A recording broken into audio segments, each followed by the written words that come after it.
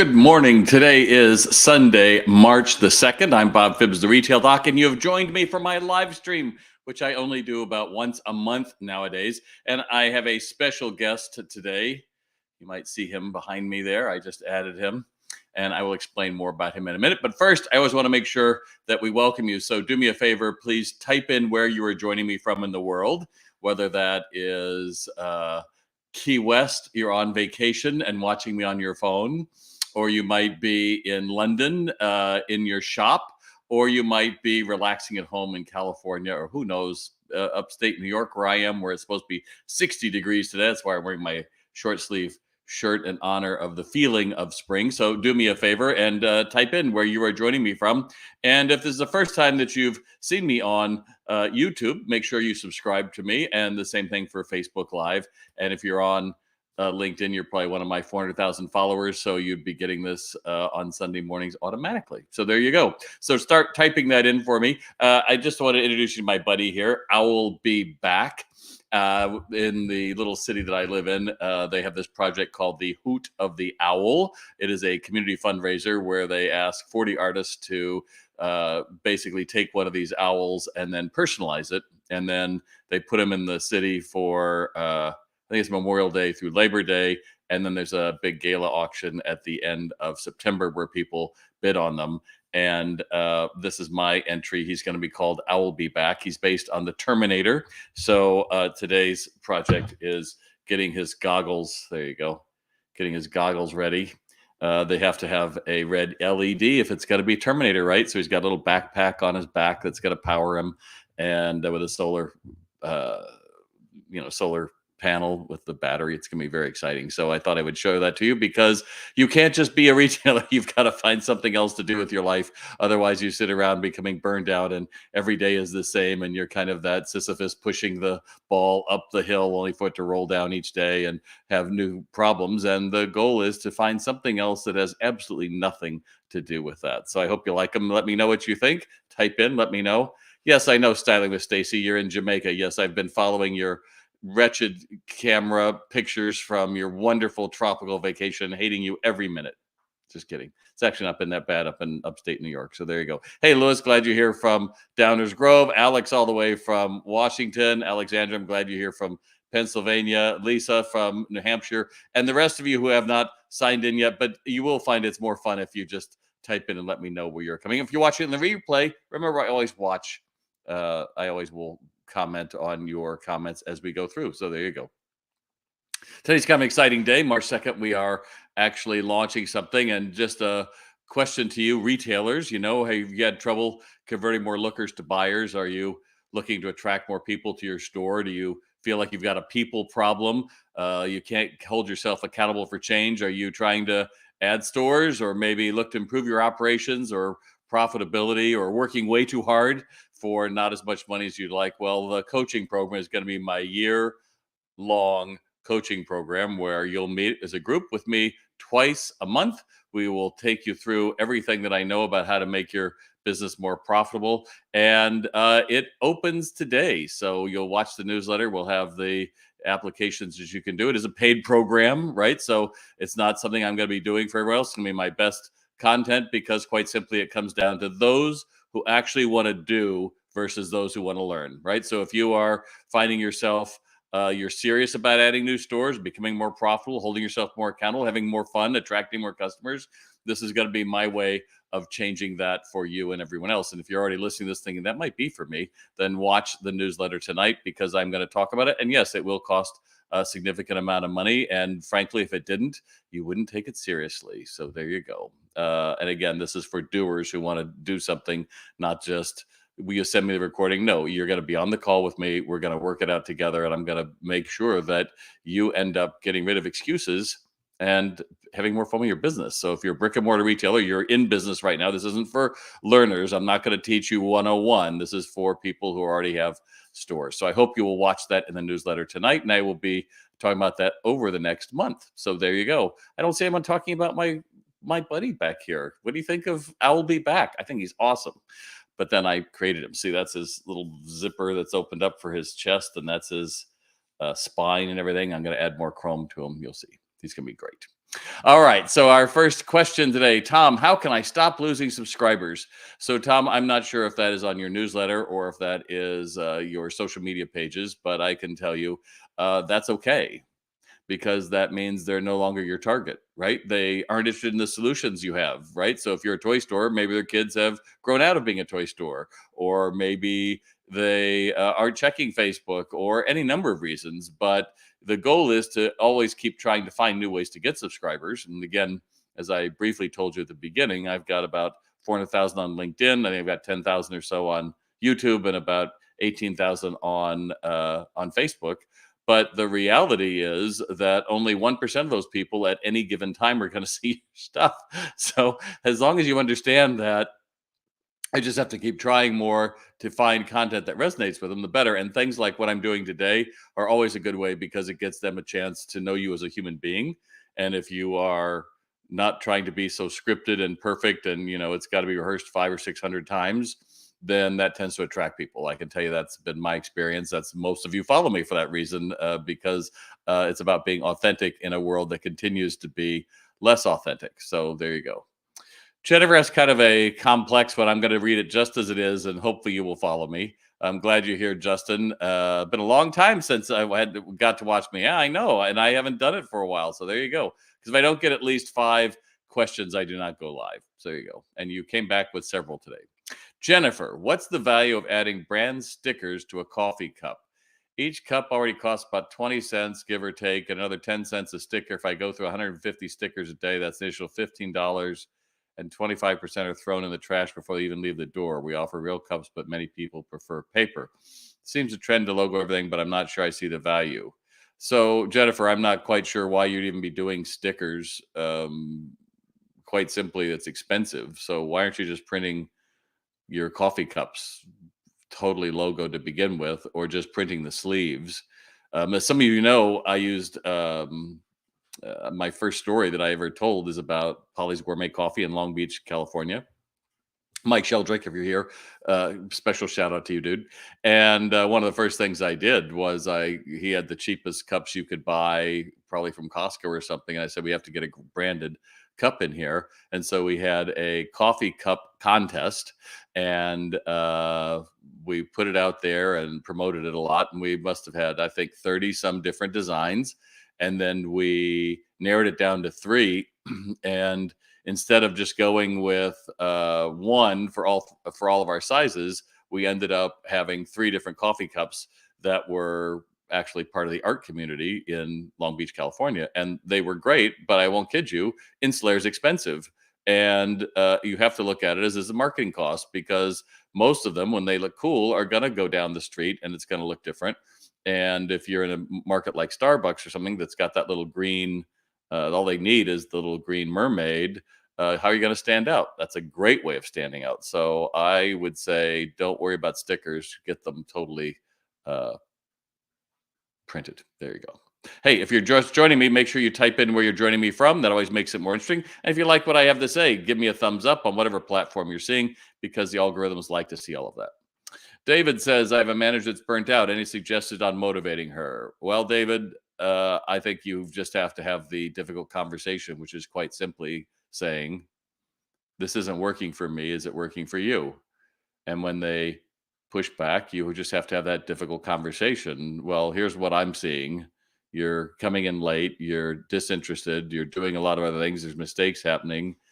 And that's costing me to question what's going on. So please share with me. And you hope this person's going to have that conversation, and you're going to hope that but you're going to also have to know what that end of that conversation is. So I need you to look at, what are you bringing into the store that is affecting you and making this so difficult, or what can you leave at home so that you can do this? But the challenge, I think, for anybody, David, is this idea that you can motivate another is I think, I don't know where it's all come from. I mean, I'm a motivational speaker. It's funny, but if I say I'm going to give you this pen if you jump over that wall, well, that's great. But if you don't have a value getting this pen, you're going to say, screw that. I'm not going to jump over any wall for you. And you think it's them, But the reality is, it's not what they need. And finding that can be really hard because we just throw money at a problem. Like, here, I'll give you another 10,000. You won't be burnt out. You could certainly give them the option to take a week off. That's great. But in the end, the best thing might be to get them into a Dale Carnegie or Tony Robbins program or something where they are having to shift the way they look at their life. Because I can tell you, when I was burnt out, the thing I learned in one job is the body goes 6 weeks after the mind does. So consider that. That already, if you're seeing it now, the body is showing you, but the mind has been checked out for a while. So there you go. Hey, Diane, glad you're here from Galesburg, Illinois. Mark Pineda, Pomona. Dude, you didn't move very far from Pasadena. There you go. And yet no one talks about my owl. What the hell? Feel very shamed. Idris says, how can you address employee tardiness without making those employees treat customers badly after that? Wow, Idris. I think you have two different ideas of how you could approach this. You can be shaming them or explaining. I think you can explain their tardiness and say, this is a problem. It's costing me to have to cover the shift, or we can't open on time, or you try to reason with them. That's certainly one way. And you can even have a written warning that says this as well. If it's not the first time, if this continues, I have to cut your hours, etc. But if you're shaming them, like, on the floor, hey, Jane, you were 10 minutes late. Of course she's going to take it out on your customers. But frankly, when you say that, how can I address employee tardiness without making them treat customers badly? I don't know if that's you as a manager or if that's the people you hire, but I don't think I've ever had somebody, when I had to tell them there's a problem with tardiness, that they took it out on my customers, because we have a relationship. That's just a small part of that. So there you go. Thank you, Joanne. Oh boy, thank you. Thank you for piping up. He's actually fiberglass is what he is. And so I paint him. I have I still have to get his glasses on in the solar pack, and then it's gonna be covered with 2 coats of clear urethane or something from the auto body shop to protect him from the wind and the rain and all the sun. So there you go. I mentioned the lamp. Yeah, well, I'm not selling the lamp, but the lamps are from the I think it's Haier, Heier, from Big California Workshop during the Craftsman era, early 1900s. I got them at our local antique store. All right, Travis says, we own a vacation commercial lot across from the Walgreens in our rural town, population 20,000.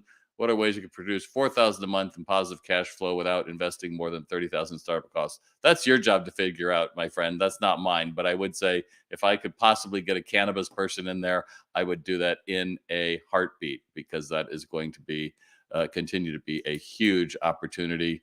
And all of the garbage that has been put out about it in the past when we were kids is being thrown out the door. And the biggest growth is from baby boomers like me, who are using it for neuropathy and other things. So I would do that. The other thing you do is rent it as an incubator, that you do a retail incubator.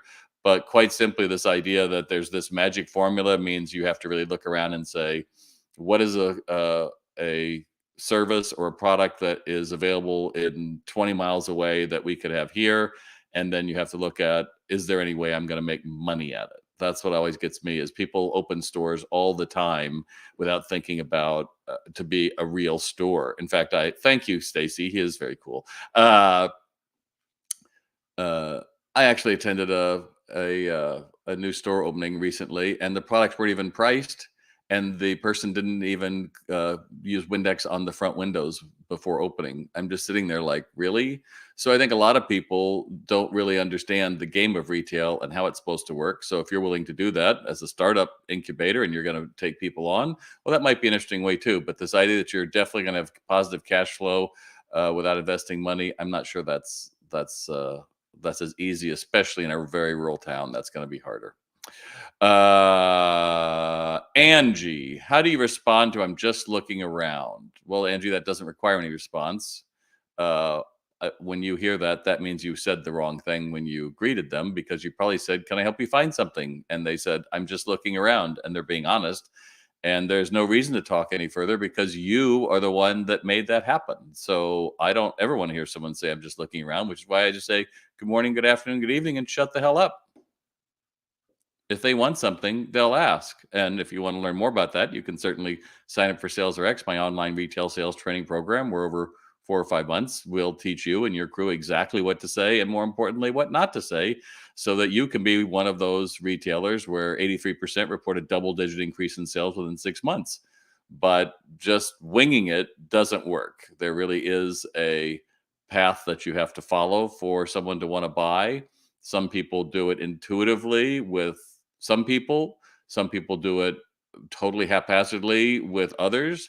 And then other ones understand the science of exactly how we talk to strangers and how to get the effect we want. So if you're looking to raise conversions, which you should, if you're looking to end up getting people to want to shop with you instead of have to shop with you, you should certainly look at salesrx.com. Lisa says, from a merchandising perspective, would you say less is more or put it all out? It depends on what you're selling, Lisa. So, if you are, I don't know, if you're selling Easter candy and stuff like that right now, I would say put it all out because anything in the back isn't going to be sellable.